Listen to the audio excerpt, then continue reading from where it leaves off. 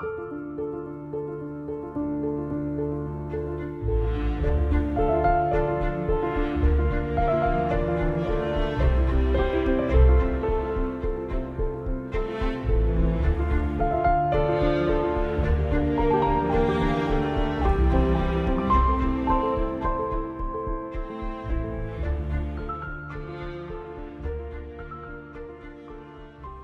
my name is Aarón Álvarez, and this is my story.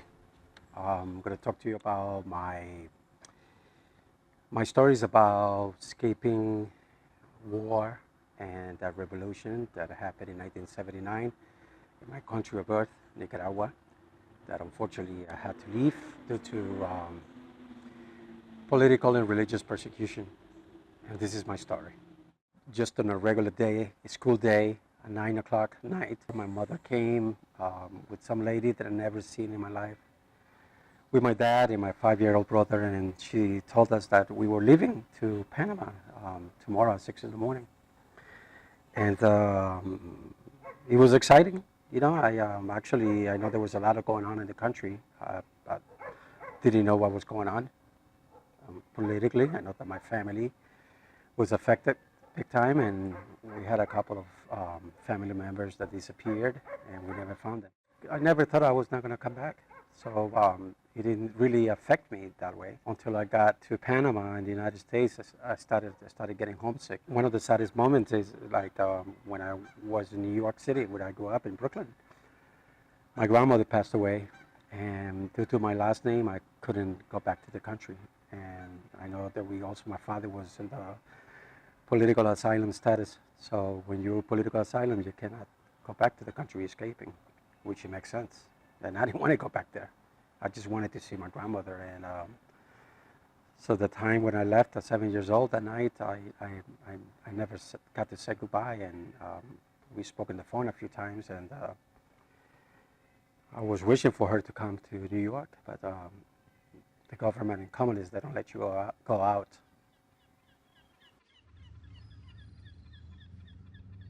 Oh, this is one of the things that I like to do. You know, I like to come to see nature, and it makes me feel in peace with myself, and something that I like to do.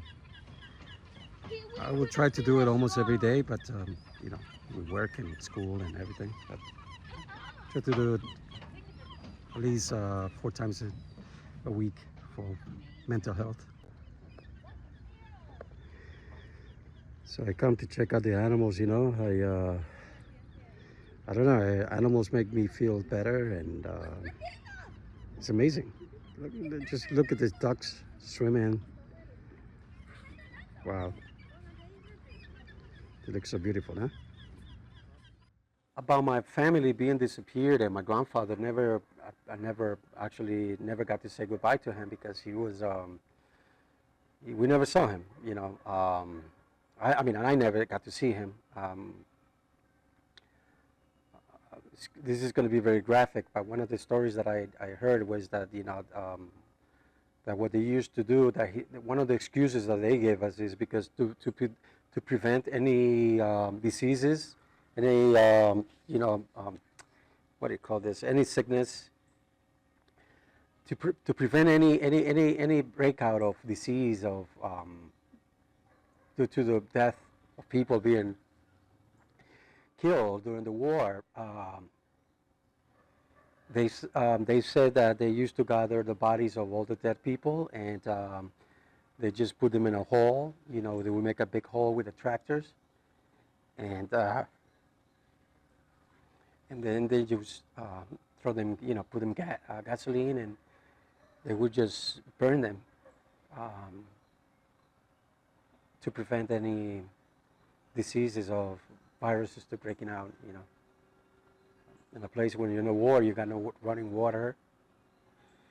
You know, there's no bathrooms. The bathroom is the what do you call it? The bathroom is the woods or the forest or the bushes.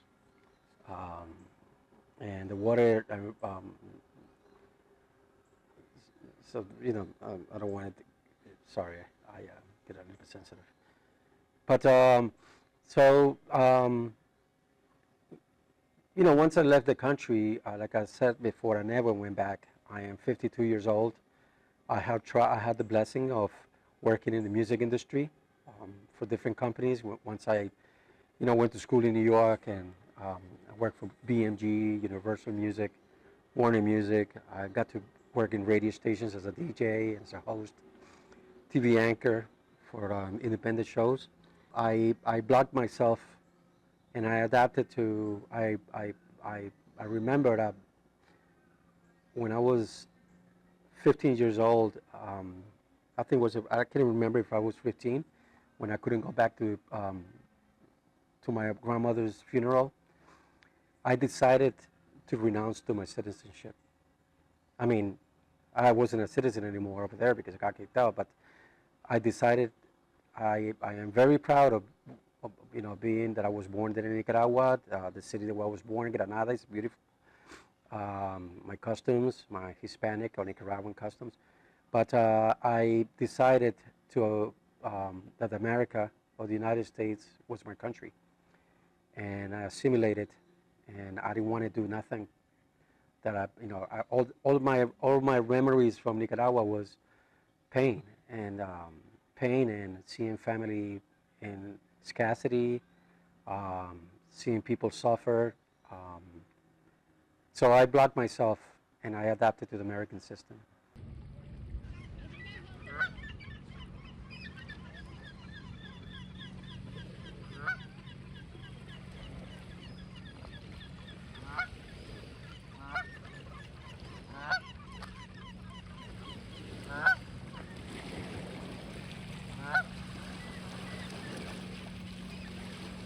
So when I came to New York, I was very excited.